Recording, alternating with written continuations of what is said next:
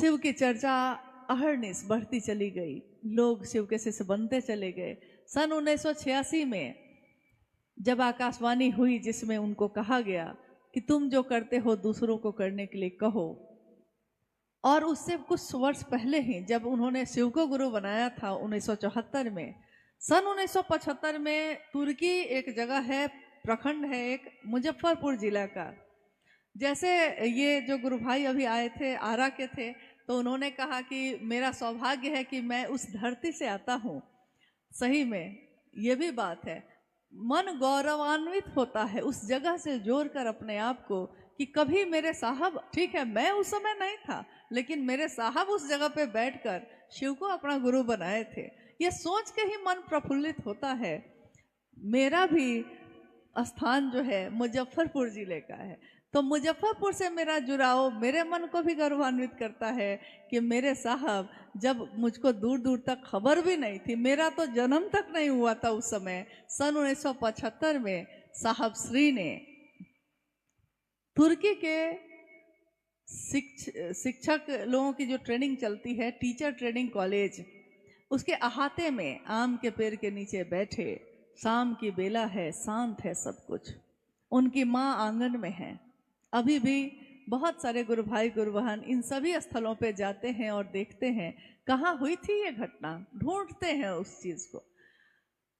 तो वहाँ वो बैठे हैं, पान खाने की आदत हो गई थी, शादी हुई थी जहाँ, वहाँ के लोगों को पान खाने की आदत थी मनातू में। धीरे धीरे साहब को भी पान खाने का अभ्यास हो गया, तो तुर्की के चौक पे वो पान खाने गए, लौटे, कुर्सी खींचकर बैठे हैं। कहा उन्होंने कि कहीं कुछ भी नहीं था, और हवा चल रही है, हवा के झोंके के साथ मेरे मन ने सुना, मेरे कानों ने नहीं, कान सुनते हैं, मेरे मन ने सुना, हवा के झोंके के साथ नमः मेरे सांसों से उतरा है, चढ़ा है सांसों पे और सिवाय उतर गया है। हवा के झोंके के साथ नमः मेरी सांसों पे चढ़ा है और सिवाय उतर गया है, कहीं कुछ भी नहीं है। अचानक हुई इस अलौकिक घटना ने मुझको स्तब्ध कर दिया, साहब श्री कह रहे हैं, स्तब्ध कर दिया, मैं मूक हो गया, ये क्या हुआ है। और जब घबरा कर अकबका कर खड़ा हुआ, हाथ से चाबी छूटकर गिर गई। लेकिन उस तरफ मेरा ध्यान नहीं है, मेरा ध्यान तो इस पे है कि हुआ क्या अभी, और जो घटना हुई थी अभी अभी उसने मेरे मुख से कहवाया। मैंने कहा, बोल उठा मैं, अरे रे रे रे रे रे रे एकरे तक खोजत रहनी। उन्होंने कहा कि जब आदमी के जीवन में, जहाँ उसका जन्म होता है, जहाँ की उसकी बोली होती है, आदमी के जीवन में कुछ अचानक कुछ सुखद हो या अचानक कुछ दुखद हो, अचानक अगर तीव्र एहसास किसी चीज का होता है तो वो अपनी असली जबान पे आ जाता है, अपनी असली भाषा पे आ जाता है। जैसे एक व्यक्ति इंग्लैंड गया, रहने वाला था यहाँ का, इंग्लैंड गया, देखा कि सब अंग्रेजी में बात कर रहे हैं, तो वो धीरे धीरे अंग्रेजी में बात करने लगा, इतना बात करने लगा अंग्रेजी में कि वो भूल गया, अपनी भाषा को भी भूल गया। साहब ने कहा कि मेरे जिला का एक आदमी था जो ऐसे गया तो इतना अंग्रेजी बोला कि भाषा ही भूल गया। एक दिन उतर रहा था सीढ़ी से और ऊपर से ही पैर फिसल गया, अंग्रेजों के साथ रहते रहते पूरा अंग्रेज हो गया था, सूट वूट कोट पैंट और भाषा अंग्रेजी पूरी, अमेरिकन इंग्लैंड वाली, तो पूरी तरह अंग्रेज था। लेकिन उस दिन जब सीढ़ी पर से फिसला और गिरा जोर से नीचे, तो बोला कि माई गे माई इतना जोर से बोला कि सारे अंग्रेज देखने लगे कि ये कौन सी भाषा है जो इसने अभी बोली है। साहब ने कहा यही उसकी असली भाषा है जो उसने अभी बोली है। तो उस दिन भी उन्होंने कहा कि मेरा जो जीवन था चल रहा था, लेकिन उस जीवन में जब ये घटना हुई है तो मेरे मुंह से, मेरी जो भाषा है भोजपुरी, तो मेरे मुंह से वही निकला। मैंने कहा अरे रे रे रे रे एकरे तक खोजत रहनी। माँ ने अंदर से पूछा, बउआ का भुलाइल रहे जे मिल गई। साहब ने कहा चाबी भुलाइल रहे मिल गई। उन्होंने कहा चाबी कमरे की नहीं भूली थी मेरी, वो अध्यात्म के रास्ते पे मैं जाऊंगा कैसे? उस रास्ते पे तो ताले लगे हुए थे, कहीं कोई चाबी देने वाला नहीं था, कोई बताने वाला नहीं था उस रास्ते पे। किसी ने नहीं कहा कि तुम खुद जा सकते हो उस ईश्वर के तरफ। सबने तो यही कहा था कि मैं तुमको बताऊंगा। कोई पूजा बता रहा था, कोई साधना बता रहा था, कोई मंत्रों का जप बता रहा था, लेकिन सब में यही कह रहा था कि मैं। किसी ने नहीं कहा कि वो शिव साहब को जो मिलना था उस समय मिल गया। उन्होंने अपने गुरु से यही कहा था कि साविधि मुझको चाहिए, आप जो देंगे वही करूँगा। विधि के साथ सांस पे चढ़ा और सांस पे उतर गया, विधि के साथ हुआ ये। और 1986 में उधर आकाशवाणी हुई। सिंहेश्वर मंदिर जो मधेपुरा में है, वहाँ प्रसाद चढ़ाने की घटना हुई, जिसमें जब वो पदाधिकारी थे, उनके साथी पदाधिकारियों ने पहले तो उनको चिढ़ाना शुरू किया हर बात पे। जैसे ही वो अपने कार्यालय में जाते थे, लोग कहते थे, पदाधिकारी लोग कहते थे, क्या हरिंद्रानंद जी, महादेव का क्या हाल है? इनको बड़ा बुरा लगता था, दुख होता था कि लोग महादेव का मजाक क्यों उड़ाते हैं, मेरा उड़ाते हैं, महादेव का नाम लेकर मजाक क्यों उड़ाते हैं।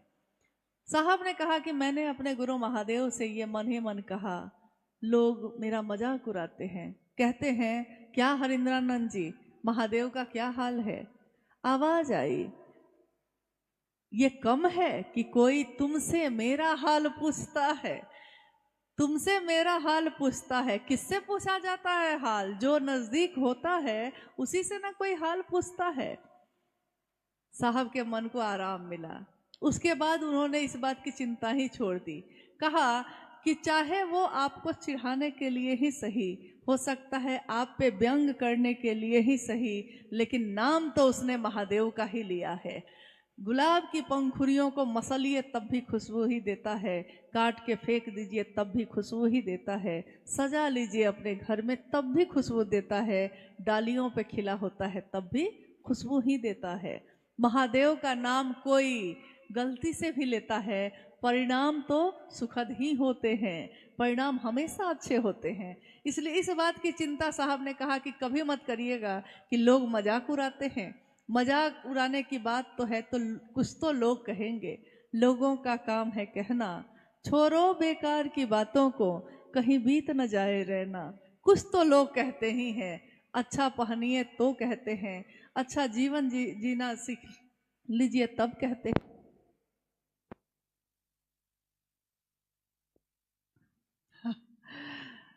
फटा हुआ पहनिए तब हंसते हैं।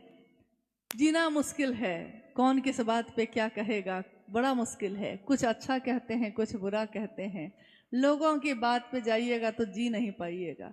साहब ने कहा इस बात की परवाह मत करना कभी कि लोग क्या कहते हैं। मैंने जो तुमको कहा है, मैंने जो सबको कहा है, किसी पे विश्वास करना ना करना, एक दिन हो सकता है मुझ पे भी विश्वास ना हो, मत करना, लेकिन मैंने जो कहा है मेरी बात पे विश्वास करना।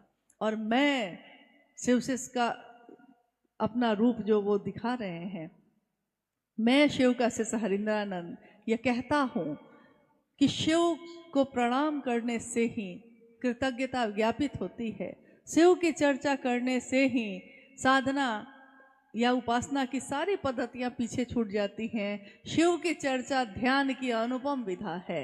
मैं शिव का शिष्य हरिनारायण ये कहता हूँ कि शिव से दया मांगना कृतज्ञता ज्ञापित करने का, भक्ति की अभिव्यक्ति का सबसे सुंदर तरीका है। सांसों पे शिव का नाम नमः चढ़ना और शिवाय का उतरना शिव शिष्यों के द्वारा किया हुआ सर्वोत्तम जप है। माला पे जप करने का प्रचलन पुराना है, बहुत समय से चला आया है। कोई तुलसी की माला पे करता है, कोई रुद्राक्ष की माला पे करता है, कोई गमल गट्टे की माला पे करता है, जिसको जो माला मिलती है उस पे करता है। लेकिन सांसों की माला पे सिमरू में शिव का नाम, सांसों की माला पे पल पल मेरी हर सांस उस शिव का नाम ले, बस शिव का नाम ले, सिमरू में शिव का नाम। ये बात, ये पद्धति आज तक हर व्यक्ति के लिए किसी ने कभी नहीं कही। पहली बार साहब हरिंद्रानंद जी ने यह कहा। महादेव को गुरु बनाकर सांसों पे ही नमः शिवाय का जप करके उनको प्रणाम किया जा सकता है। अम्बाला की ये जो धरती है जहाँ आज ये शिव गुरु परिचर्चा हो रही है, आज ये घटित हो रही है, लेकिन शिव के शिष्य हरिनानंद जी के मन में ये घटित तो बहुत पहले हो चुकी है, आज दिख रही है। लेकिन ये सारी चीजें बन तो उसी दिन में गई थी। हर कुछ दिन के बाद किसी न किसी चर्चा में उन्होंने इस स्थान का नाम लिया है, अम्बाला का नाम लिया है। तो अम्बाला का नाम लिया है यानी उनकी सोच में अम्बाला रहा है हमेशा। आज अम्बाला की इस धरती पे पहली बार एक आयोजन हो रहा है शिव गुरु के नाम पे। अद्भुत और अप्रतिम ये पल, ये सुखद पल जो बीत रहा है, शायद आने वाले समय में इससे भी सुंदर पल आएगा, आएगा ही आएगा। और आएंगे लोग और बोलेंगे लोग और काम करेंगे महादेव का। शायद हम लोग देख पाएँ ना देख पाएँ ये तो नहीं जानते, लेकिन आज जो ये घटित हो रहा है, ये आज की जो अनुभूति है ये यही है कि हमारे साहब और दीदी की उपस्थिति हर पल हर स्थान पे है। बिना उनकी उपस्थिति के ये घटित नहीं हो सकता था, आज हो रहा है। उनकी सोच है। यहाँ की एक घटना आपने सुनी होगी, किसी न किसी से सुनी होगी या साहब की चर्चाओं में सुना होगा। अक्सर उन्होंने इस घटना को दोहराया। हम लोग हमेशा इस बात को करते थे कि साहब आखिर कहना क्या चाहते हैं, साहब आखिर इस घटना को बार बार क्यों बताते हैं। वो सीधे सीधे नहीं कह के क्या इस घटना को बता के क्या कहना चाहते हैं। घटना क्या है? ये घटना अम्बाला छावनी के नाम से जाना जाता है। अम्बाला कैंट यानी सेना की छावनी है। यहाँ अंग्रेजों के समय से है। ये अंग्रेजों के समय से इस जगह पे छावनी रही है, आज भी है, पूरी तरह है। और ये घटना उस समय की है। ये नदी जो शिवालिका पहाड़ से बहती है और अम्बाला से गुजरती है, पहाड़ी नदी है तो स्वाभाविक है, पहाड़ की नदी जो उतरती है तो उसमें कभी भी पानी कम होता है और अचानक से बहुत तेज पानी आ जाता है। हम लोग जब तक समझते हैं तब तक पानी इतना तेज हो जाता है कि पार करना भी मुश्किल होता है। ये घटना जो साहब श्री के मुख से, साहब श्री के द्वारा हम सब ने सुनी है। आज हम इस अम्बाला की धरती पे साहब के द्वारा उसी घटना को फिर से दोहराना चाहते हैं, सुनाना चाहते हैं, ताकि हमारा मन पूरी तरह इस बात को समझ सके कि आखिर उन्होंने क्या कहा, कब कहा, क्यों कहा। इस घटना को बताने का उद्देश्य क्या है, बार बार बताने का उद्देश्य क्या है। घटना है कि एक अंधेरी रात में बारिश का समय था और तूफान चल रहा था। एक नंबरदार जो अंग्रेज लोगों के द्वारा था, तो भारत का ही यहीं का था, लेकिन अंग्रेजों के द्वारा नियुक्त था।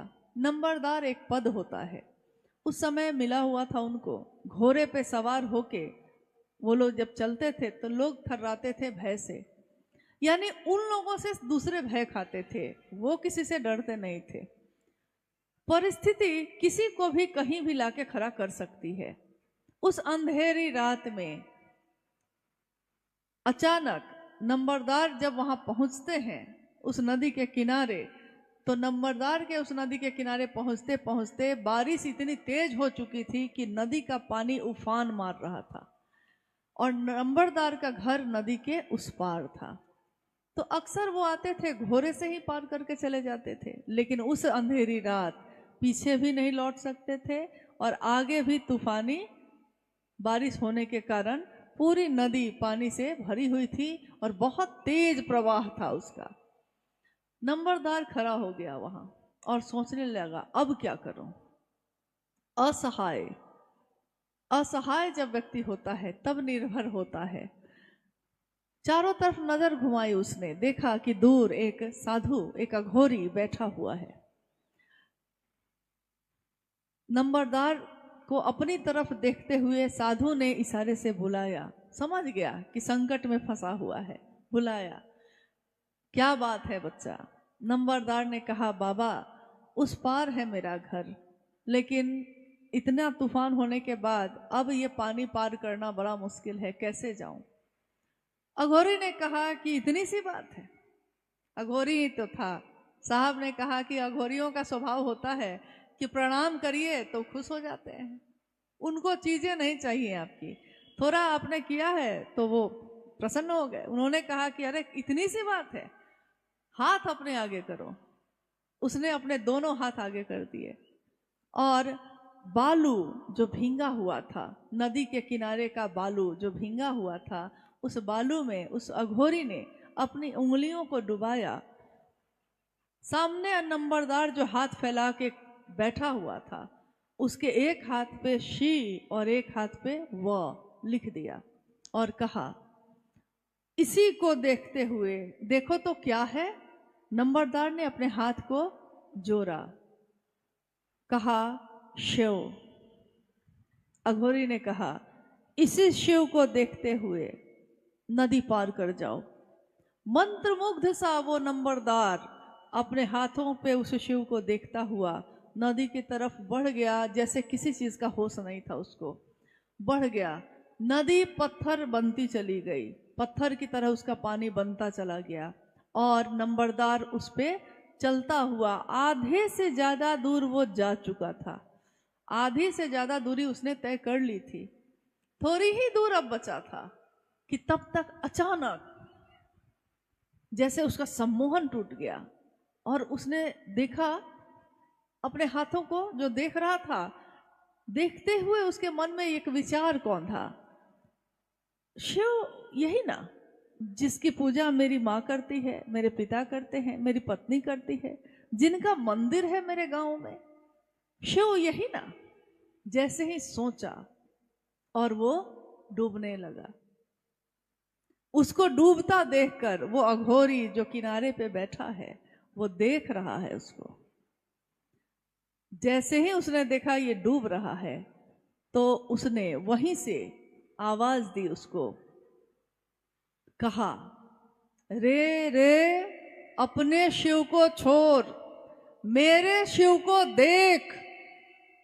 उसकी तेज आवाज गूंजी और नंबरदार जो डूब रहा था, डूबते डूबते उसने अपने हाथों को ऊपर करके जोड़ा, अघोरी के शिव का ध्यान किया और फिर से पानी पत्थर हो गया, वो उस पार उतर गया।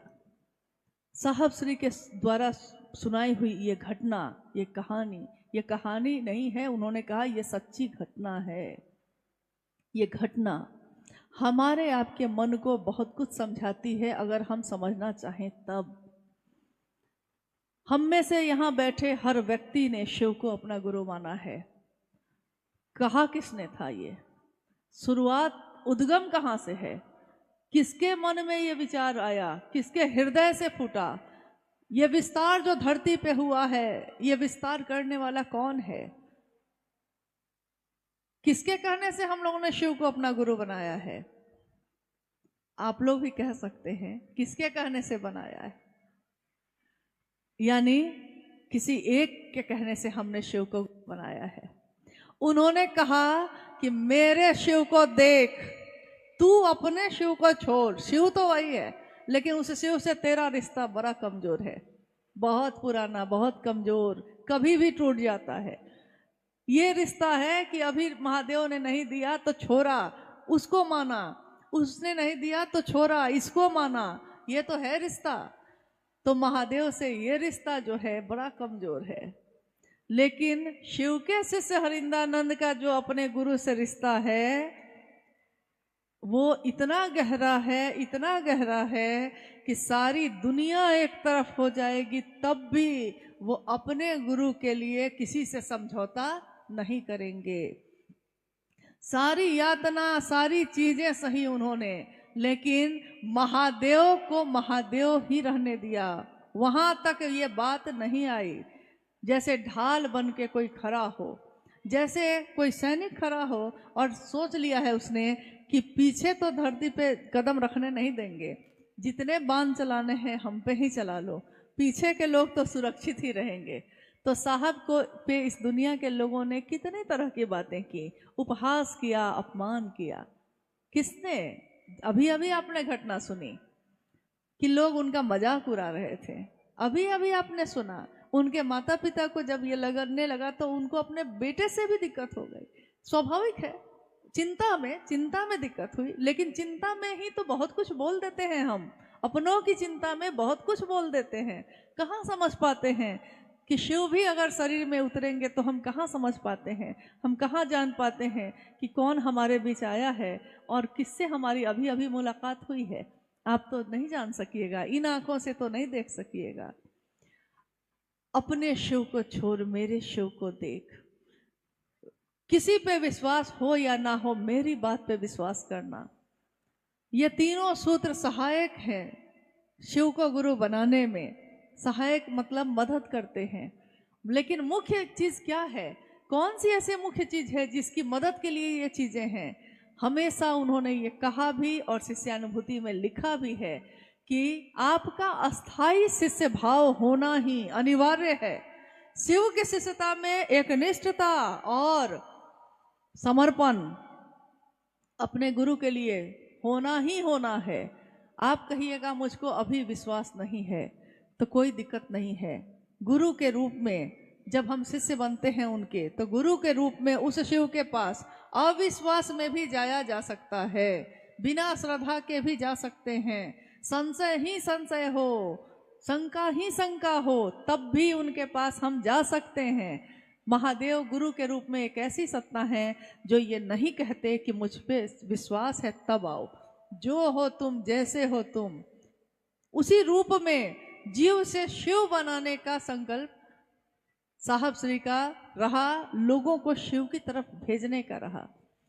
शिष्यानुभूति एक छोटी सी किताब जो 1990 में लिखी गई, शायद आपके पास होगी, अगर नहीं हो तो आप मंगवा सकते हैं, मुख्यालय से मंगवा सकते हैं, गुरु भाइयों के द्वारा या गुरु बहनों के द्वारा मंगवा सकते हैं। उसको पढ़िएगा। उसमें साहब ने जो बातें लिखी हैं, अपनी अनुभूति, शिष्यानुभूति यानी शिव के शिष्य साहब हरिंदरानंद जी की अनुभूति उन्होंने लिखा है अपने गुरु के लिए कि अगर विश्व का मानव आपको अपना शिष्य भाव अर्पित करता है, तो गुरु के रूप में शिव को विश्व के मानव के अभ्युदय का भार लेना ही पड़ेगा। कितने समय के बाद इस पंक्ति को दोहराते समय यह प्रश्न बार बार उठने लगा कि ये पंक्ति ये बताती है कि शिष्य बोल रहा है कि गुरु को क्या करना होगा। यहां तो गुरु बताता है ना कि शिष्य को क्या करना होगा, तो शिव के शिष्य हरिंदरानंद जी बता रहे हैं कि शिव को क्या करना होगा। साहब ने कहा कि प्रेम अधिकार लाता है। आपका बेटा आता है स्कूल से और कहता है माँ आज के आज जूता खरीदा जाना चाहिए, जूता फट गया। आप कहते हैं अभी रुक जाओ, पैसा नहीं है, 2 दिन 4 दिन बाद खरीद देंगे। कहता है नहीं, अभी का अभी खरीदना ही होगा। प्रेम है, प्रेम में अधिकार होता है। पिता को कह देते हैं बाबूजी नहीं, आपको ये काम तो करना होगा बाबूजी। अधिकार है, प्रेम में अधिकार होता है।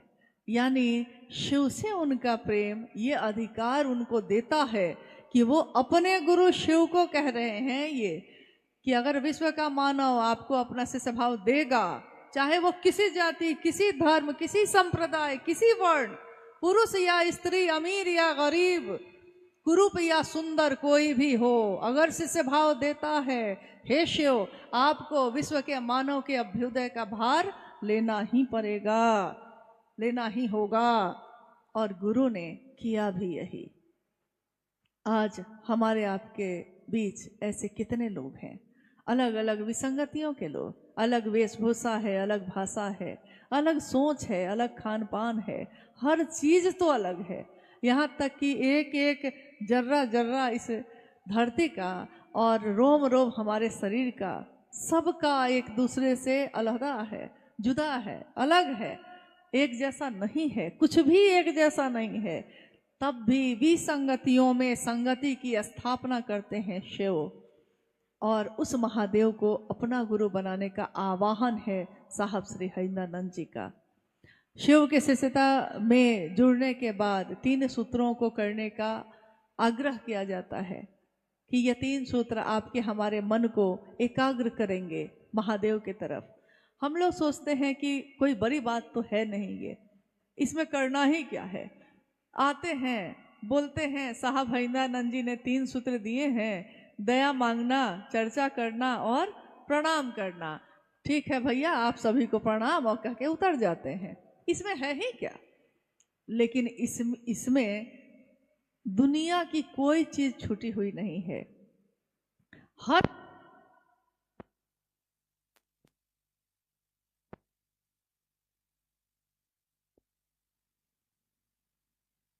हाँ चलिए, कभी हटती है कभी आती है ये बिजली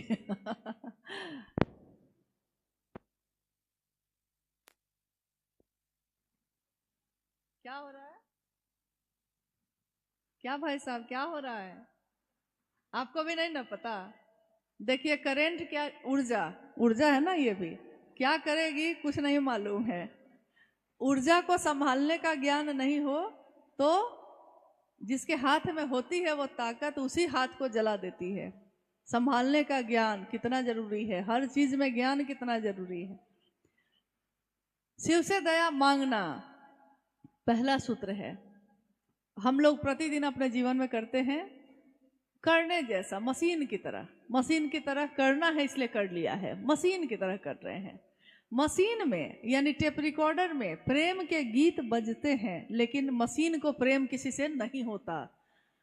मशीन में दुख के, शोक के, रोने के गाने बजते हैं, लेकिन मशीन की आंखों से आंसू नहीं बहते।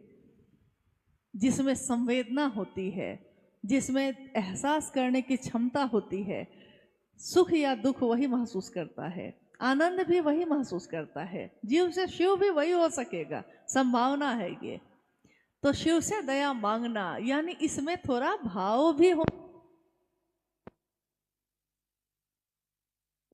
ठीक है भैया, ये माइक ठीक है, ये ठीक है।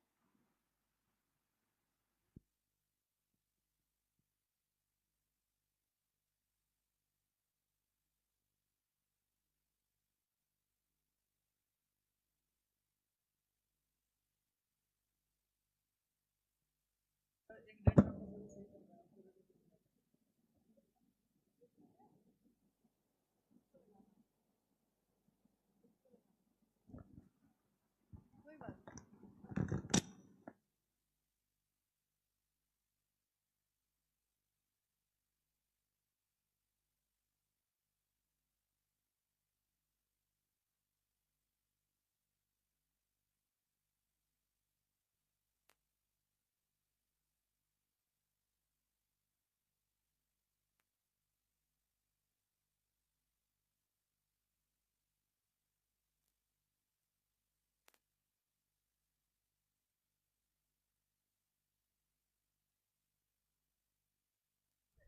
हेलो। छोड़ दीजिए, नहीं इसको हटा ही दीजिए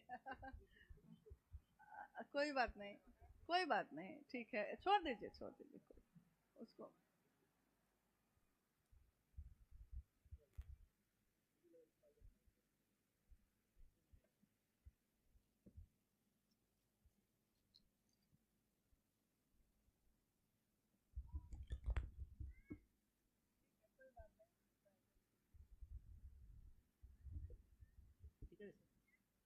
ठीक है, मत दीजिए आप वो लगता है स्टैंड हमको सूट नहीं, मत दीजिए, छोड़ दीजिए, छोड़ दीजिए, कोई बात नहीं है। नया नया काम करने में ये सब होता रहता है, कुछ ना कुछ तो होगा ही होगा लेकिन कुछ भी बिगड़ता रहे उसको फिर से बना के ठोक पीट के ले चलना है। हाँ, इसके कारण रुकना नहीं है तो खैर,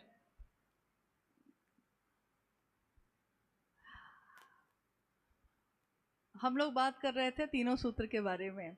ये तीनों सूत्र हमारे मन को, हमको गौर करना होगा, ये तीनों सूत्र हमारे मन में करना है, हमको मन को साधन बनाना है।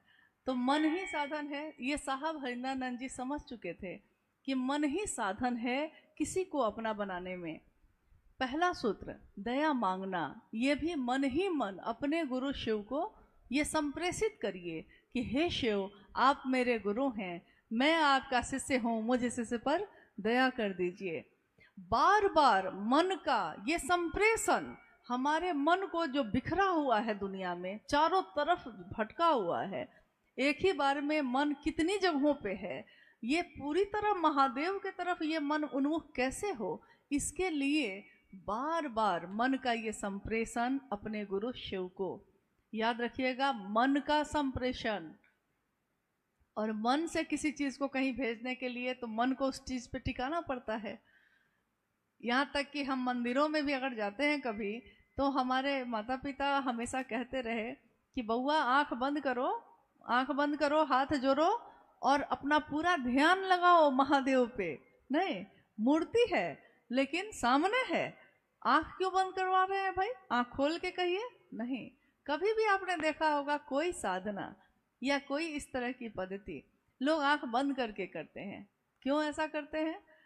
क्योंकि आंख बंद करना मतलब बाहर की चीजों से कटकर अपने अंदर देखने की विधा को विकसित करना, इसको बढ़ाना, हम अपने को देख पाए, हमारा अंश जो है हम उसको देख पाए। इसके लिए अद्भुत सी बात है शिव चर्चा में या शिव की शिष्यता में भी कि यहाँ आंख बंद करने के लिए नहीं कह रहे हैं साहब हरिंदानंद, वो कभी नहीं कह रहे हैं ये बात कि आंख बंद करके बैठिएगा कहीं पे।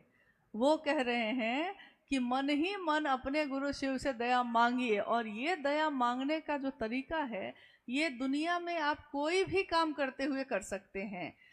खेत में खेती करते हुए, घर में खाना बनाते हुए, सफाई करते हुए, रोड पे जाते हुए, फैक्ट्री में काम करते हुए, ऑफिस में बैठे हुए, बिजनेस करते हुए, दुनिया का कोई भी काम करते हुए हमारा मन तो उससे जुड़ा ही होता है जो मेरा अपना होता है। और महादेव मेरे अपने हो जाएं, हुए नहीं हैं, होने की कोशिश में है, हो जाएं, इसके लिए बार बार पहला सूत्र जो है उसको, उसकी आवृत्ति ली जाती है। जैसे गाड़ी जो चलती है, पहला गियर अगर उसका नहीं लगाइएगा तो उसके बाद दूसरा, तीसरा, चौथा, पांचवा कोई गियर नहीं लग सकेगा। पहला गियर साइलेंट होता है, पहला गियर ऐसे लगा के लोग छोड़ देते हैं, उसके बाद दूसरा तीसरा गियर लगाते हैं। गाड़ी चलाना मतलब हम थोड़ा सा सीखे थे, ज़्यादा नहीं, लेकिन उसमें मैंने देखा था यही, साहब ने भी यही कहा कि दया मांगना यानी शिव शिष्यता के भाव में अपने मन को ले जाने की पहला कदम, पहली प्रक्रिया महादेव से दया मांगना। अगर मन सीख जाता है तो फिर क्या होता है? दूसरा सूत्र शिव की चर्चा, दूसरों को समझाना और बताना ताकि मेरा मन भी समझ सके। कभी कभी आपने ये पंक्ति सुनी होगी, दो धारी तलवार है, दो धारी तलवार है, तो लोग कहते हैं दो धारी तलवार मतलब तलवार तो काटती है, लेकिन ये दो धारी तलवार काटती नहीं है, जोड़ती है, दोनों को एक साथ प्रभावित करती है, जो बोलता है उसको भी, जो सुनता है उसको भी, दोनों के मन को शिव भाव से आप्लावित करती है। शिव की चर्चा स्वयं को और समूह को, यानी जो सुन रहा है उसको भी, जो बोल रहा है उसको भी, अगर दोनों को शिव भाव से आप्लावित ना करे तो शिव चर्चा का कोई फायदा नहीं। अगर मेरे मन को ही नहीं डुबा सका वो महादेव में, घेरे में ही नहीं ले जा सका महादेव के, तो क्या फायदा हुआ? कोई फायदा नहीं। शिव की चर्चा शिव के लिए करना, आज तक तो हम लोगों ने सुना था अपने लिए करना, दूसरे के लिए करना, बेटा के लिए, बेटी के लिए, परिवार के लिए करना, महादेव के लिए करना। क्या हम ऐसा कर सकते हैं? क्या हमारे ये करने का कोई परिणाम है? करके तो देखना पड़ेगा। इसके लिए मिठाई मीठी है, खा के देखना पड़ेगा। ट्रेन मिलती है जाने के लिए, ट्रेन पकड़ना पड़ेगा। इसके लिए परिणामदायक है ये, इसके लिए करना पड़ेगा। करने पे ना दया, पहला सूत्र। हम कहते हैं महादेव दया करेंगे तब ना हम करेंगे, और साहब कहते हैं करोगे तब ना दया होगी। इंतजार में बैठे हैं कि महादेव दया करेंगे तब हम जाएंगे, और साहब कह रहे हैं कि करिए तब ना दया होगी। दया होगी किस पे? शिष्य पे ना। तो शिष्य जब करेगा तभी ना दया होगी। तो पहला सूत्र और दूसरा सूत्र दोनों शिव के घेरे में नहीं हो तो नहीं कर सकते। तीसरा सूत्र, शिव को प्रणाम करना। शिव को प्रणाम करने के लिए बहुत सारी प्रक्रिया पहले से हमारे समाज में, हमारी दुनिया में स्थापित विधियां हैं, जिसमें हाथ जोड़ के प्रणाम करना, झुक के प्रणाम करना, अपने पूरे शरीर को लेटा के प्रणाम करना, साष्टांग प्रणाम करना, अलग अलग तरह की विधियां हैं। आपने देखा होगा कहीं कहीं किसी जगह पे अगर आप जाइएगा, कोई धार्मिक आध्यात्मिक जगहों पे जाइएगा, तो आप देखिएगा कि प्रणाम ही है, करना प्रणाम ही है, मुद्राएं अलग अलग हैं, सबके तरीके अलग अलग हैं। कोई अंगूठा जोड़ के करता है, कोई ऐसे हाथ को मोड़ मोड़ के कर रहा है, कोई हाथ को पीछे बांध के कर रहा है, यानी शरीर की मुद्रा सबकी अलग अलग है, लेकिन प्रणाम तो मन करता है। और साहब श्री ने कहा प्रणाम भी तो आपका मन ही करेगा। उस महादेव को मन ही मन प्रणाम करिए, बार बार करिए। एक पत्थर पे पानी फेंकिए, पत्थर का कुछ नहीं बिगड़ता है, लेकिन अगर बूंद बूंद, एक एक बूंद उस पत्थर पे लगातार अनवरत, एक बूंद पानी की कुछ नहीं बिगाड़ सकती किसी का, लेकिन लगातार उसका अभ्यास, लगातार उसका गिरना, निरंतर ये प्रक्रिया एक दिन उस पत्थर को भी फाड़ देती है। और हमारा आपका मन जो इतने संवेदनाओं से घिरा हुआ है, इतने एहसास है उसमें, प्रेम, सहानुभूति, करुणा को महसूस करता है, उस मन में महादेव के लिए ये तीनों सूत्र करना धीरे धीरे हमारे बिखरे हुए मन को, जो चारों तरफ फैला है, सीधे महादेव के तरफ उन्मुख करता है। संसार में इसको कहते हैं गुरुमुख होना। गुरु का के तरफ मुख का होना नहीं, मेरे मन का गुरु के तरफ उन्मुख होना। तो ये तीनों सूत्र इसमें मदद करते हैं। और जैसे ही हमारा मन पूरी तरह उन्मुख हो जाता है, तो ये अस्थाई शिष्य भाव लगातार हमारे मन में अस्थाई, अब बाहर से कुछ भी होगा ये बदलेगा नहीं। अब महादेव देंगे कि नहीं देंगे, बदलेगा नहीं। हम ना अपना बेटा अच्छा है कि बुरा है, हम बेटा नहीं बदलते हैं। मेरा पति अच्छा है या बुरा है, हम पति नहीं बदलते हैं। मेरे अपने माँ बाप कैसे हैं, हम अपने माँ बाप को नहीं बदलते हैं। लेकिन जैसे ही हमारा रिश्ता कमजोर होता है उस ईश्वर से, तो हम ईश्वर बदलने लगते हैं, हम धर्म बदलने लगते हैं, हम रास्ते बदलने लगते हैं। लेकिन अगर हमारा मन उस महादेव पे टिक जाए, एक बार टिक जाए, एक प्रणाम हो जाए महादेव को, फिर वो हिल भी नहीं सकता, क्योंकि अब महादेव ने हमको आपको पकड़ लिया है। हम अपनी तरफ से पकड़ते हैं तो छूटते हैं, कभी छूट जाते हैं, कभी हाथ छूट जाता है, लेकिन अगर महादेव पकड़ेगा तो वो कभी नहीं छोड़ेगा। महादेव पकड़ेगा कैसे? क्या महादेव आज नहीं पकड़े हुए हैं? पकड़े हुए हैं। लेकिन गुरु और शिष्य परंपरा ये बताती है कि गुरु कोई भी हो वो ईश्वर से मिलवाता है, सही गुरु। शिव भी जब गुरु होंगे तो वो ईश्वर के अपने ही स्वरूप से मिलाएंगे, महादेव का समग्र स्वरूप। तीसरा सूत्र में जब हम नमः शिवाय से प्रणाम करते हैं, नमः शिवाय मंत्र शिव के समग्र स्वरूप को प्रणाम निवेदित करने की अनुपम विधा है। ऐसी विधा जो शिव के संपूर्ण स्वरूप को प्रणाम करती है एक साथ। तो ये तीनों सूत्र जो सुनने में या कहने में बहुत आसान लगते हैं, ये दुनिया का सबसे कठिन काम है। लेकिन आपके हमारे निरंतर अभ्यास से ये एक दिन हो जाता है। लेकिन निरंतर, लगातार ये करना होगा। अपने लिए तो हमने बहुत कुछ किया है, आइए महादेव के लिए करते हैं। ये सौभाग्य मिला है इस जीवन में। आज का ये कार्यक्रम जो है अब तो थोड़ी देर तो हो गई है, लेकिन कोई जिज्ञासा है तो कहिए भाई।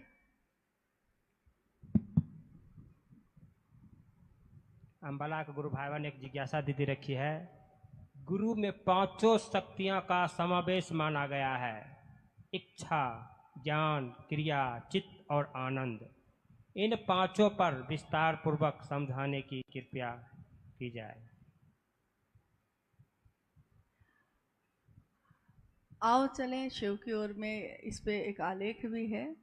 गुरु में 5 शक्तियों का समावेश माना गया है, इच्छा, ज्ञान, क्रिया, चित्त और आनंद। इच्छा, ज्ञान और क्रिया शिव की नियामक शक्ति कही गई है। इच्छा यानी शिव ने इच्छा की है तो सृष्टि बनी है, ज्ञान दिया है तो सृष्टि चल रही है। इच्छा, ज्ञान और क्रिया से ये सारी चीजें हो रही हैं। ईश्वर का ये रूप माना गया है, ईश्वर की ताकत मानी गई है इसको। चित्त और आनंद, ये चित्त मतलब चेतना की बात हो रही है। चित्त मतलब हम कहते हैं मेरा चित्त नहीं कर रहा है, मतलब मेरा मन नहीं कर रहा है, तो ये इससे नहीं संपर्क है इसका। चेतना, हमारी चेतना, हमारा चित्त, जो आनंद, आनंद कहाँ मिलता है? महादेव के आश्रय में ही जाके मिलता है। आदि शंकराचार्य ने आज से सैकड़ों वर्ष पूर्व जब पूरे भारत का भ्रमण किया था, तो उन्होंने शिव के लिए जो श्लोक लिखे शिव के गुरु स्वरूप पे, उसमें चिदानंद मूर्ति लिखा है। चिदानंद यानी उन्होंने इच्छा, ज्ञान और क्रिया नहीं लिखा है, सतचित नहीं लिखा है, चिदानंद लिखा है, चित्त और आनंद। गुरु के रूप में चित्त और आनंद की मूर्ति है शिव। गुरु के रूप में वो विवेक पूर्ण दान देते हैं।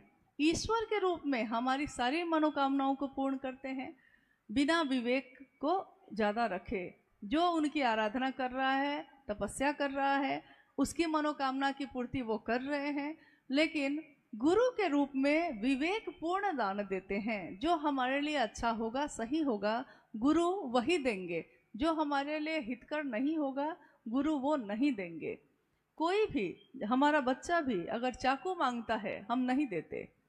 हमको पता है कि उसका हाथ कट सकता है, बच्चे को नहीं पता। तो बच्चे के नज़र में तो हम अच्छे नहीं हुए। अच्छा तो वो होगा कि जो मांगे वो दे देंगे, जो मांगा है सो दे दिया है। तो देखिएगा कि धीरे धीरे वो समझ ही नहीं पाता है कि हमको करना क्या है। गुरु का ये स्वरूप ये बताता है। गुरु के और भी रूप माने गए हैं, सदाशिव भी, पंचानन भी, दक्षिणामूर्ति भी। शब्द से अगर पकड़ते हैं तो हम कहते हैं कि दक्षिणामूर्ति यानी दक्षिण मुख करके बैठे हुए, चूंकि इसको हिमालय उत्तर में है, इस तरह से देखा गया है। लेकिन गुरु के रूप में भी वो कण कण में हैं। उनकी करुणा का ही एक भाग है दया भाव। दया का भाव करुणा का ही भाग है, और पहला सूत्र में हम दया ही मांग रहे हैं। शिव की चर्चा जब दूसरों से करते हैं, यानी हम आपसे करते हैं, आप हमसे करते हैं, हम लोगों से के द्वारा जब किसी से होता है तो वो कुछ पूछता है, हम उसका उत्तर देते हैं। ये जिज्ञासा और उत्तर देना, ये हमारे मन में ज्ञान का प्रवेश करवाता है। कितनी बार आपने देखा होगा, हमारी आपकी अनुभूति है ये, कि हम जब किसी से बात करते हैं महादेव की, और अगर वो कोई ऐसा प्रश्न पूछता है, ऐसी जिज्ञासा पूछता है जिसका उत्तर हमको नहीं आता, और आप देखिएगा कि अचानक ही आप बोलने लगते हैं, कुछ भी कहने लगते हैं, और आप जो कहते हैं सामने वाला उसी से समझ जाता है। बाद में आप सोचते हैं कि इस प्रश्न का उत्तर तो मैंने कहीं पढ़ा नहीं था, मुझको तो आता नहीं था, फिर ये कैसे वो संतुष्ट हो गया, ये उत्तर मेरे मुंह से निकला कैसे।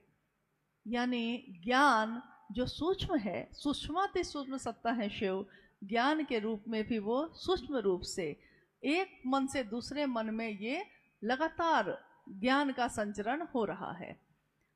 और महादेव को प्रणाम करने की जो विधा है वो भी पूरी तरह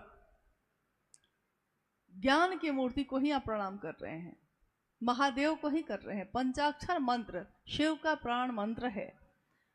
शिव से ही निश्रित सारी चीजें हैं, जितनी भी चीजें हैं सब शिव से निश्रित हैं। तो स्वाभाविक है कि ज्ञान की धारा अगर वहां से नहीं निकली होगी तो दुनिया में ज्ञान हो ही नहीं सकता था। भारत देश में जहां हमारा आप रहते हैं, इस देश में ज्ञान की कितनी धाराएं आई, अलग अलग रूप में आई। ज्ञान की धाराओं का संगम होता। साहब श्री की ये पंक्ति है जो उन्होंने आओ चले शिव की ओर में लिखा है कि भारत भूमि पे ज्ञान की इतनी धाराएं आई, ज्ञान की धाराओं का अगर संगम होता तो ये संगम कितना मोहक होता, कितना सुंदर होता। लेकिन संघर्ष है, कहीं कहीं संघर्ष अगर है यानी वो ज्ञान की धारा है ही नहीं। ज्ञान की धारा में संघर्ष हो ही नहीं सकता, हमारे आपके बीच में संघर्ष हो ही नहीं सकता अगर सारे लोग ज्ञान की ही बात कर रहे हैं, अगर सारे लोग विश्व मूर्ति शिव की ही बात कर रहे हैं, अगर सबके चित्त में वही आनंद मूर्ति बैठे हैं, तब तो कहीं कोई संघर्ष नहीं है। ये तो प्रेम की धारा है, मोहक है, लुभाती है, मुग्ध करती है और दूसरों को सुवासित भी करती है। और काफ़ी समय से अम्बाला की धरती पे महागुरु महादेव की ये बात चल रही है। बीच बीच में बिजली ने भी अपना कुछ कुछ काम किया है, इन्होंने भी कुछ कुछ कर ही दिया है इनकी गलती नहीं है। लेकिन बार बार साहब ने ये बात जरूर कही है कि आप धरती पे कुछ भी मांगते हैं महादेव से, स्वाभाविक है शिवका से अपनी लौकिक कामना को लेकर अगर जाएगा तो किसके पास जाएगा? कोई शिवका से होगा, कामना तो उसकी होगी ही होगी। मनुष्य है, वो परिवार में रहता है, गृहस्थ आश्रम में रहता है, घर में सुख होगा दुख होगा, किसको बोलेगा? जो अपना है उसी को तो बोलता है, जो अपना है उसी से तो मांगता है, और जो अपना है उसी को फटकार भी सुनाता है। दोनों बातें होती हैं। तो महादेव को चाहे मांगिए, चाहे प्रणाम करिए, चाहे फटकार सुनाइए, लेकिन महादेव को अपना मानना है और महादेव को अपना मानकर दूसरों को भी इस तरफ प्रेरित करना है। अम्बाला के इस कार्यक्रम में साहब दीदी की उपस्थिति में, हमारे गुरु शिव की उपस्थिति में जो आज ये संपन्न हो रहा है, मेरी कामना है अपने गुरु महादेव से, अपने साहब दीदी से, कि वो इस धरती को पूरी तरह शिवमय बनाने में लोगों की मदद करें। लोगों की मदद कर रहे हैं, वो नहीं करते तो ये हो ही नहीं सकता था। करें, और ज़्यादा करने की ज़रूरत है ताकि ये पूरा जगत शिवमय, जो सपना है साहब का शिवमय हो, ये हो सके। हमारे आपके करने से होगा। जहाँ लोग शिव के से बन गए हैं वहाँ तो हम आप सब जाते हैं, जहाँ नहीं बने हैं वहाँ जाने वाले उनकी ज़रूरत है। आप ज़रूरी नहीं है कि आप यहाँ से दूर दूर जाइए, कोई ज़रूरी नहीं है। आप कहीं भी खड़े हो जाइए और आप अपने चारों तरफ देखिए, लोग ही लोग हैं। आदमी की कमी नहीं है, बताने वाले की कमी है। कहीं से हम लोग गुजरे हैं, कहीं भी रुके हैं, महादेव की बात जिससे भी की है उसने महादेव को अपना गुरु बनाया ही बनाया है। ये क्यों होता है? जब आप महादेव से दया मांग के इस काम को करते हैं। महादेव की दया ही आपके पथ को प्रशस्त करती है, सारी बाधाओं को दूर करती है। और महादेव एक ऐसी सत्ता है जिसने आपसे हमसे कोई चढ़ावा नहीं मांगा है, कुछ भी नहीं मांगा है, दिया ही दिया है। तो सब कुछ दिया है जिसने, हम उसका नाम भी नहीं ले रहे हैं, उसके काम भी नहीं आ रहे हैं, ये तो सही बात नहीं है। उसके काम आ सकें, सबके लिए तो हमने किया ही किया है। महादेव के लिए कर सकें, उनके काम आ सकें, और महादेव के इतने काम आए, इतने महादेव के अपने हो जाएं कि कोई अगर कहता भी हो कि अरे महादेव ने दिया ही क्या, तो आपके हमारे मुंह से ये निकल सके कि उनसे एक पल में कैसे बिछड़ जाए हम, जिनसे मिलने में हमको जमाने लग गए, इतना समय लग गया, तब कहीं महादेव अपने हो सके हैं। तो अब जब अपने हो गए हैं तो पूरी तरह उनके होके बन के रह सके, उनका काम कर सके, इसी की याचना है, इसी का आग्रह है आप सभी गुरु भाई गुरु बहनों से। आप सभी के चरणों में प्रणाम है, आप सबको मेरा प्रणाम। महादेव से मिलने के लिए भाव स्तर पे ही संपर्क हो सकता है। महादेव को गुरु बनाने के लिए विश्वास या अविश्वास दोनों चलेगा, परंतु अगर हम चाहते हैं जुड़ाव हो जाए, एक रिश्ता बन जाए, तो ये रिश्ता बनाने के लिए भाव जरूरी है। ये भाव होगा कैसे? क्योंकि अभी आपने लगातार सुना कि 3 सूत्रों के बारे में सुना। 3 सूत्र करते क्या है?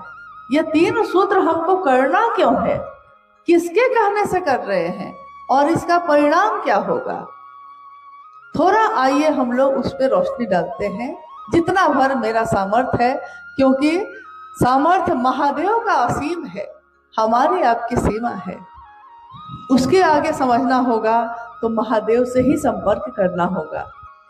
जितना भर हम लोगों ने साहब और दीदी से जाना है, उतना भर बताने की कोशिश करते हैं। जब साहब ने देखा कि शिव जगह है और दुनिया सोई है, तो साहब के मन में एक आध्यात्मिक आह्लाद पैदा हुआ। आध्यात्मिक आह्लाद का अर्थ होता है जो दिल में पैदा हो, खुशी पैदा हो गई है दिल में, आह्लाद, आनंद। और इस आनंद में वो इतना डूब गए हैं कि वो चाहते हैं कि दुनिया का हर व्यक्ति इसमें डूब जाए। ये चाह रहे हैं साहब। चाहत देखिए क्या है, शिव के लिए शिव को चाहना, यह है चाहत उनकी। और जब आध्यात्मिक आह्लाद पैदा हुआ तो उन्होंने देखा कि दुनिया के लोग तो महादेव के लिए सोए हुए हैं, लोगों के दिल में महादेव है, महादेव का बीज है, परंतु वो बीज चुपचाप एक कोने में पड़ा हुआ है। सबके दिल में भाव प्रकट है, लेकिन किसके लिए? सबके दिल के भाव प्रकट है, मेरा पति, मेरी पत्नी। पति का भाव है, पत्नी का भाव है, मेरी माँ, मेरे पिता, यहाँ पुत्र का भाव है, पुत्री का भाव है, मेरा भाई, बहन का या भाई का भाव प्रकट है, दुश्मन, मेरा दुश्मन, दुश्मन का भाव भी प्रकट है, मेरा मित्र है, मित्रता का भाव भी प्रकट है। तो साहब श्री देख रहे हैं कि ये इंसान जो है, इंसानों की ये जो दुनिया है, इसमें दुनिया के, जगत के सारे भाव प्रकट हैं, परंतु शिव के लिए कोई भाव प्रकट नहीं है। तो उन्होंने देखा कि आखिर ये शिव का भाव कहाँ छिप के बैठा है जो प्रकट नहीं हो रहा। उन्होंने अपने जीवन की अनुभूति से, जिसमें सिंहेश्वर मधेपुरा में महादेव ने मात्र उनके इतना कहने से कि बुढ़ऊ इज्जत रखी है, प्रसाद ग्रहण कर लिया, तो साहब ने कहा कि महादेव की दया ही सब कुछ है। उन्होंने अपने जीवन के 1974 में जब उन्होंने शिव को गुरु माना, उस समय से लेकर 1986-82 तक में जो चीजें घटित हुई थी, देखा था, उस आधार पर उन्होंने कहा कि सब कुछ किया जा सकता है, परंतु अगर आप दुनिया की मदद करना चाहते हैं, अगर आप लोगों का कल्याण करना चाहते हैं, अपना भी दूसरों का भी, तो इसमें शिव मदद करते हैं, बहुत ज्यादा मदद करते हैं। तो उन्होंने पहला सूत्र बनाया। पहला सूत्र क्या है? सबको ही को पता है। पहला सूत्र क्या है, जिसमें हम क्या बोलते हैं? मन ही मन अपने गुरु शिव से हम बोलते हैं। क्या बोलते हैं? दया मांगना बोलते हैं, बस इतना ही बोलते हैं। कभी भी पूरी की पूरी बात सुनिए, कभी भी पूरी बात समझिए। पहले सूत्र में हम क्या बोलते हैं? बोलिए आप लोग, क्या बोलते हैं? मन ही मन की बात हो रही है, तो मन ही मन आप हम कहते हैं, हे शिव, आप मेरे गुरु हैं, मैं आपका शिष्य हूं, मुझ शिष्य पर दया कर दीजिए, यही कहते हैं। हे शिव, आप मेरे गुरु हैं। आप किसके हैं? दुनिया के हैं, जगत गुरु हैं, महागुरु हैं, गुरुओं के गुरु हैं, परंतु हे शिव, आप मेरे गुरु हैं। यहाँ अब दुनिया नहीं है, कौन है? मैं। और कौन है? मेरे गुरु। तो मैं और मेरे गुरु, मैं अपने गुरु शिव से ये कह रही हूँ, हे शिव, आप मेरे गुरु हैं, मैं आपका शिष्य हूँ। ये मैं जो है, ये मैं कौन है? साहब ने कहा कि अगर आपके दोनों हाथ बदल दिए जाए, आपके शरीर का अंग प्रत्यंग बदल दिया जाए, आंखें बदल दी जाए, किडनी बदल दिया जाए, दिल बदल दिया जाए, तब भी आप रहिएगा कि नहीं? उन्होंने पूछा तो सबने कहा रहेंगे।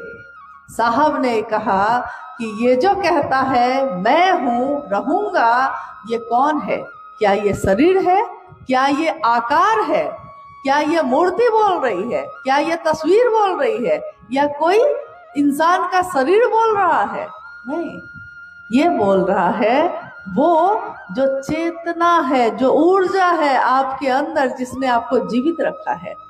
और ये ऊर्जा निकल गई तो यही शरीर जो अभी आपका है, अब आपका नहीं है। शरीर की मौत हो गई। यानी ये जो बोलता है मैं, तो जब हम पहले सूत्र में कहते हैं मैं आपका शिष्य हूं, तो क्या ये शरीर उनका शिष्य है कि मेरे अंदर की जो चेतना है वो कह रही है हे शिव मैं आपका शिष्य हूं, मुझ शिष्य पर दया कर दीजिए, मुझ शिष्य पर दया करिए। यह कौन है? मैं जो शिष्य हूं।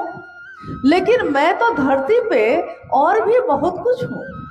मैं किसी की बेटी भी हूं, मैं किसी की बहू हूं, मैं किसी की बहन, किसी की मित्र, किसी की पत्नी, किसी की भाभी, किसी की चाची, न जाने क्या क्या हूं, बहुत कुछ हूं। लेकिन यहां मैंने शब्द का प्रयोग ये नहीं किया है। मैंने नहीं कहा है कि मैं अमुक व्यक्ति की बेटी हूं, मुझ पे दया कर दीजिए। मैंने कहा है हे शिव आप मेरे गुरु हैं, मैं आपका शिष्य हूं, मुझ शिष्य पर दया करिए। यानी यहाँ एक रिश्ता मैंने बनाया है शिव से सीधे, और कहा है कि मैं आपकी शिष्य हूं। ये जो कह रहा है मैं हूं आपका शिष्य, ये वो चेतना है, वो अंश है जो शिव का ही है, लेकिन दुनिया में अलग अलग दिख रहा है। कोई इसमें है, कोई इसमें है, कोई इसमें है।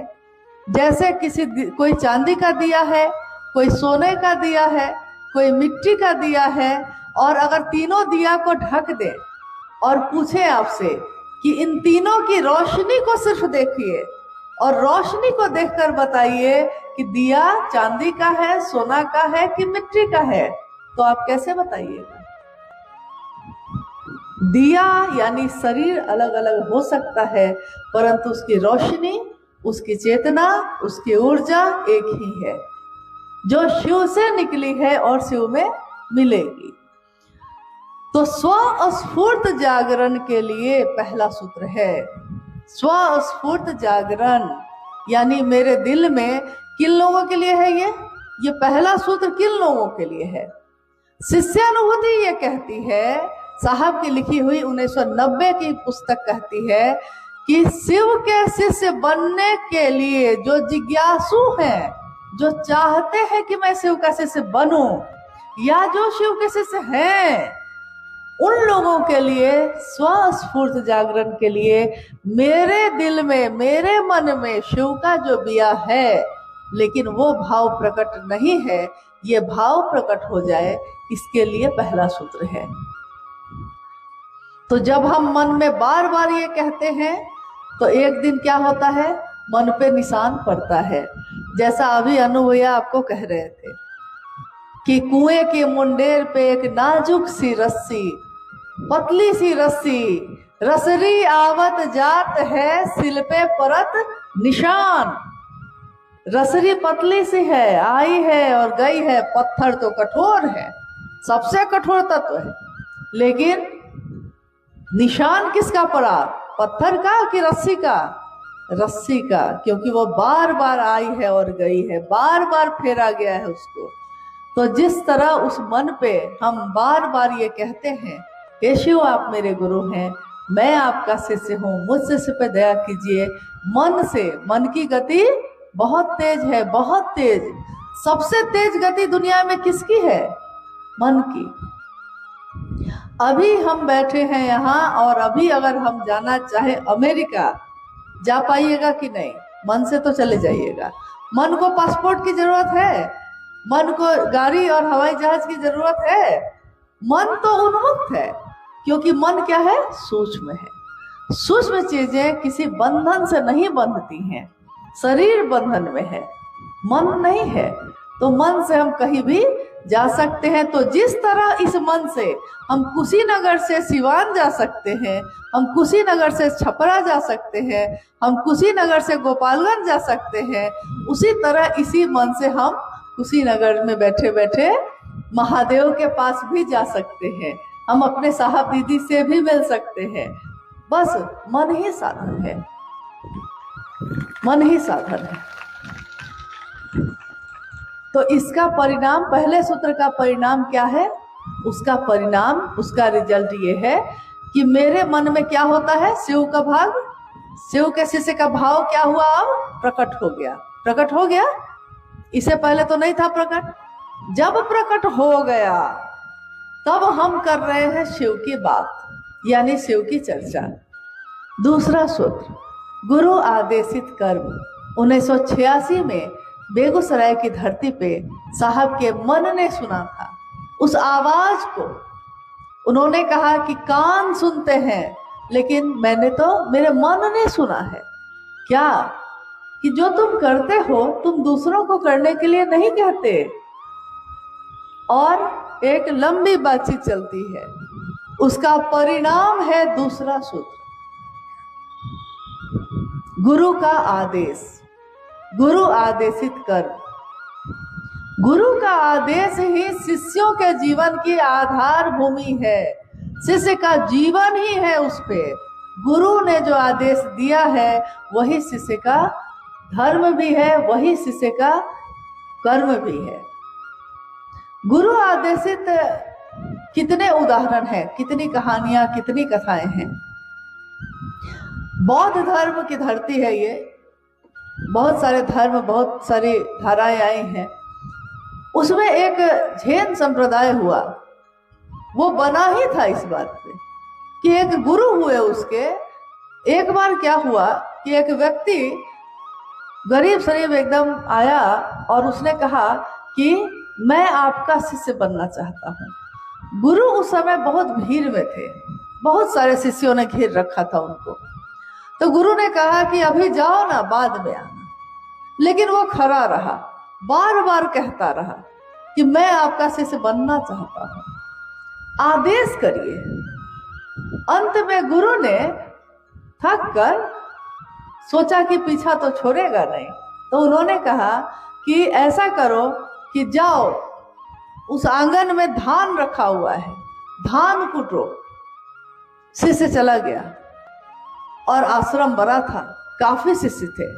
तो इतनी भीड़ भाड़ में फिर गुरु को याद ही नहीं आई उस शिष्य की।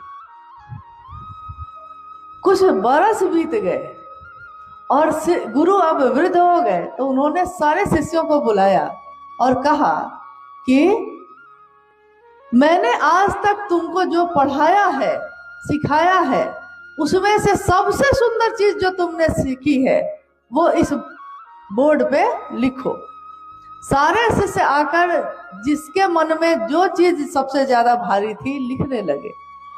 जब सारे लोग लिख चुके, गुरु ने पूछा कि सारे शिष्य लिख चुके, कोई बचा तो नहीं, कोई छूट तो नहीं गया।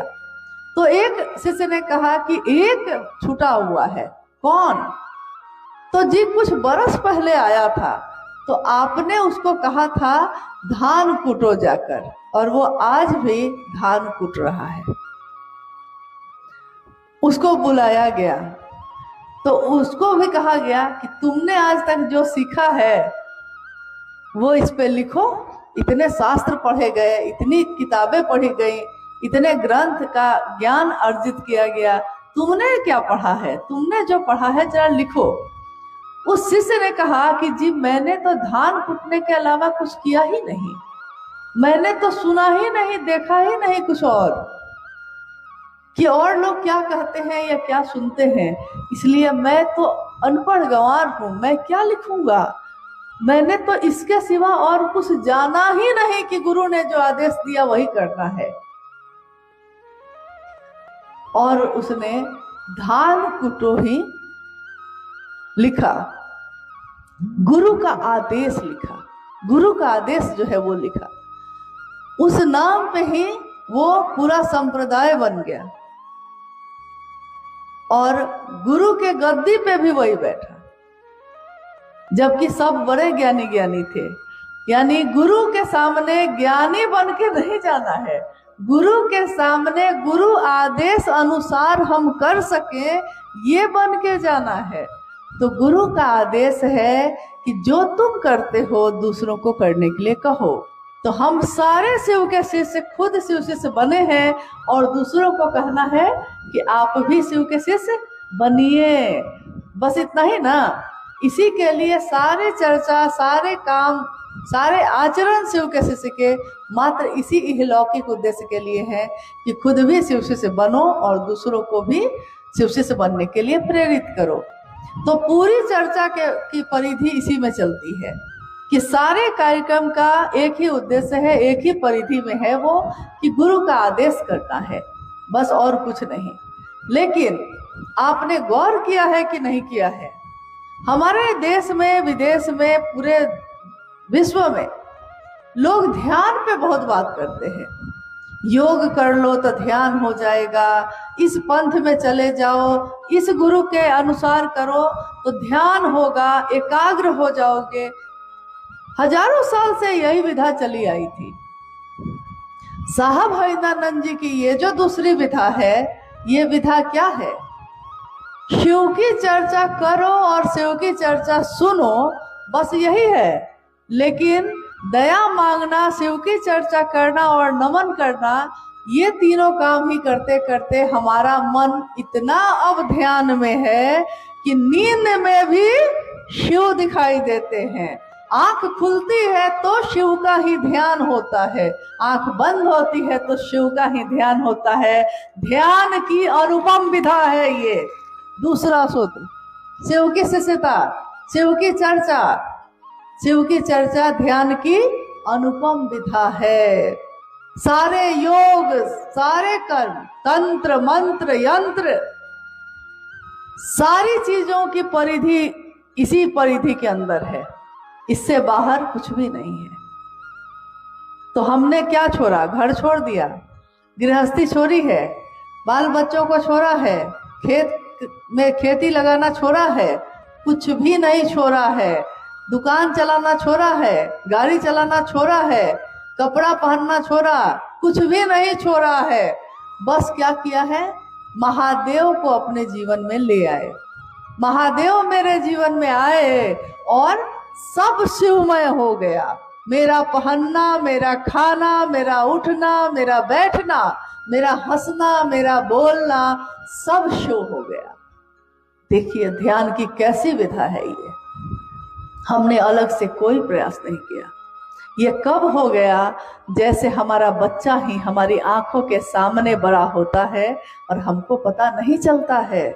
मेरी आंखों के सामने ही तो बच्चा अभी पैदा हुआ था, 18 साल का हो गया। दिन रात तो देखा है आपने अपनी आंखों से, कहाँ पता चला बउआ बड़ा कैसे हो गया? पौधा लगाया था छोटा सा, इतना विशाल पेड़ बन गया, कहाँ पता चला कि कैसे ये पेड़ बड़ा हो गया? इन आंखों से सूक्ष्म चीजों की जो बढ़त है वो दिखाई नहीं देती। तो हमारे दिल में जो सूक्ष्म चीज बढ़ रही है, गहरी हो रही है, महादेव का भाव जो गहरा हो रहा है, वो इन आंखों से दुनिया को दिखाई नहीं देती। दुनिया को दिखाई देती है इस चीज से कि शिव के शिष्य का आचरण क्या है, उसकी बोली कैसी है। वाणी ऐसी बोली है कि मन का आपा खोए, औरों को शीतल करे, आप भी शीतल होए। ऐसी बोली क्यों नहीं बोलते? क्योंकि महादेव की बोली तो करुणा की बोली है। गुरु अपने शिष्य को अपने जैसा बनाते हैं, तो जब शिव गुरु होंगे तो शिष्यों को क्या बनाएंगे? अपने जैसा बनाएंगे। तो शिव की शिष्यता का दूसरा सूत्र, ध्यान हटता ही नहीं है। अब शिव ही ध्यान में है, बाकी चीजें हल्की हो गई हैं और महादेव भारी हो गए हैं। अगर तराजू लेकर भी बैठिएगा तो दुनिया की सारी चीज एक पलड़े पे रख दीजिए और बस महादेव को एक पलड़े पे रख दीजिए। मेरा महादेव जो है उसको रखिए और देखिए कि पलड़ा किसका भारी है? किसका भारी है? महादेव का। हाँ। तीसरा सूत्र यानी महादेव को प्रणाम करना, ये हम क्यों करते हैं? शिष्यता के भावांतरण के लिए तीसरा सूत्र है। शिष्यता का भावांतरण।